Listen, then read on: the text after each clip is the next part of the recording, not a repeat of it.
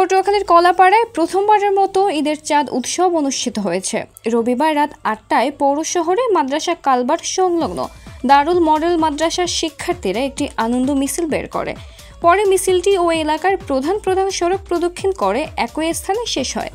এ সময় শিক্ষার্থীরা মেহেদি উৎসবে মিলিত হয়। শিক্ষার্থী ও অভিভাবকরা একে অপরের হাত মেহেদি রঙে রাঙিয়ে দেন।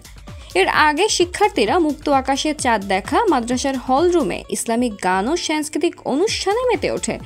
শিক্ষার্থীদের নিয়ে ব্যতিক্রমী এ উৎসবের আয়োজকদের স্বাগত জানিয়েছেন স্থানীয়রা।